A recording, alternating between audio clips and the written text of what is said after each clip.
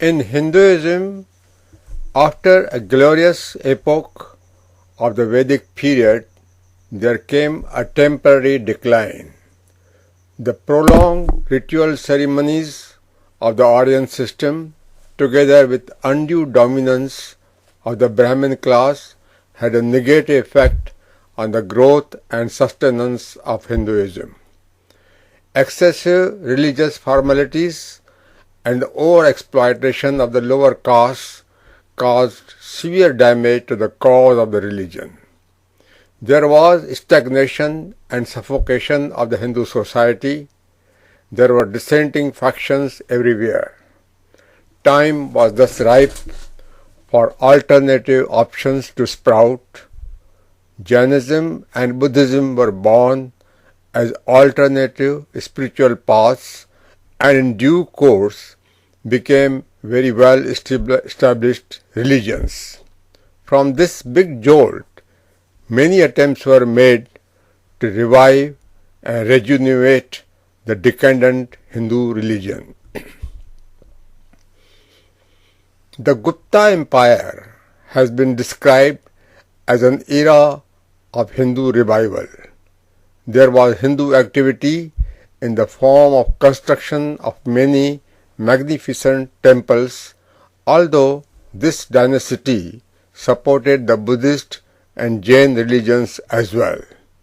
This period has been hailed as the golden period of Indian culture, but it was not until the 8th century that an ascetic of the highest caliber came forward to uphold the dwindling fame of Hinduism.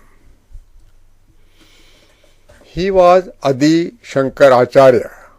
His name will be always remembered for playing a major role in reorganizing and reforming the system. In Hindu theology, it is believed that whenever there is a steep downfall of the religion, God reincarnates as a savior. Adi Shankar's arrival is considered to be the God's intervention.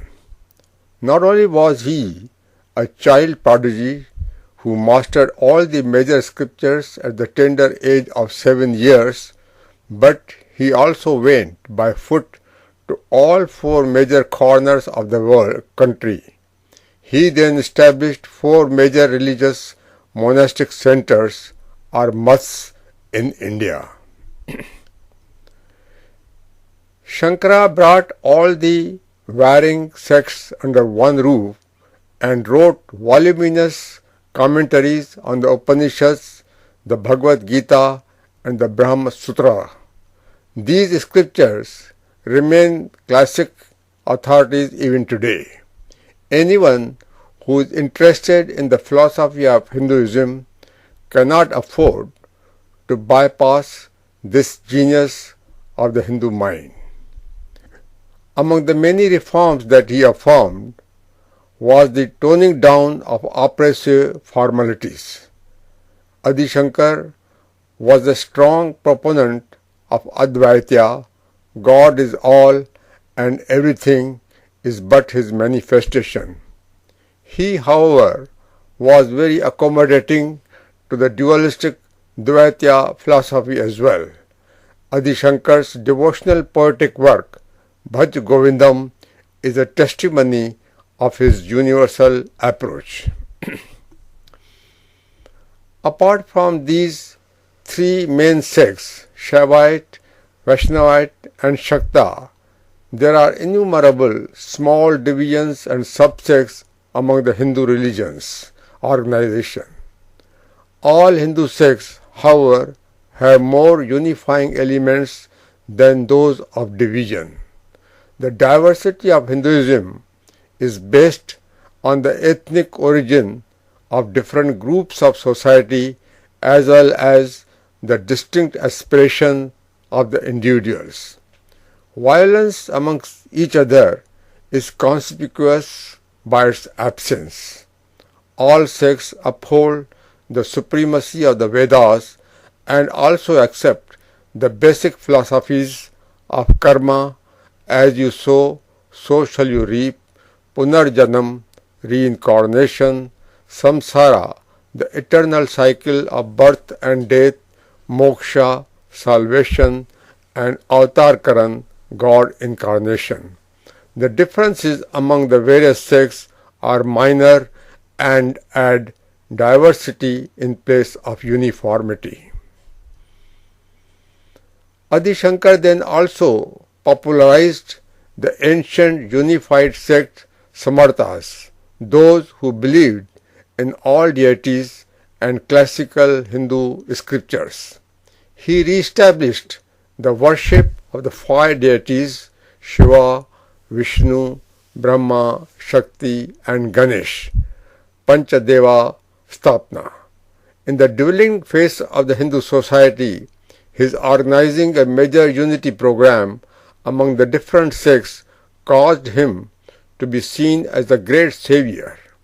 In fact, this opened the worship of unlimited number of deities in Hindu theology according to one's choice without any restraint whatsoever.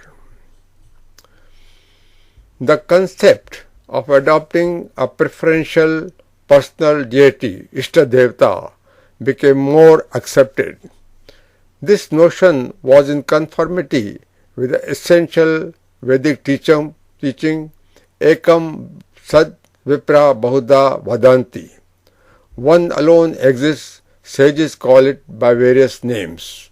More recent Hindu temples, especially those in foreign countries, are generally multi-deity temples. The Hindu pantheon has a unique distinction of housing many different gods under one roof, adding even new gods periodically. The emerging trend of interfaith worship in the modern world exhibit this theological inclination. Sri Shankaracharya also wrote the immortal classic Bhaj Govindam, a devotional scripture in which his main spiritual teachings have become the beacon of light for millions of Hindus throughout the centuries. Worship Govinda, worship Govinda, worship Govinda, O foolish one.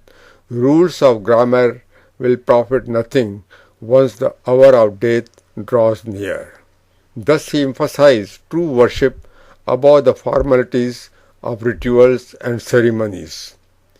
Many are with matted locks, with closely shaven heads, and many who pluck out all their hair and wear robes of ochre or are clad in other colors, but all this is for the sake of their stomachs. The deluded ones, even seeing the truth revealed before them, see it not.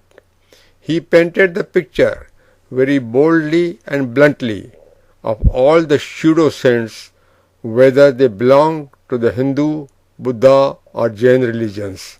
How true this description may be even today.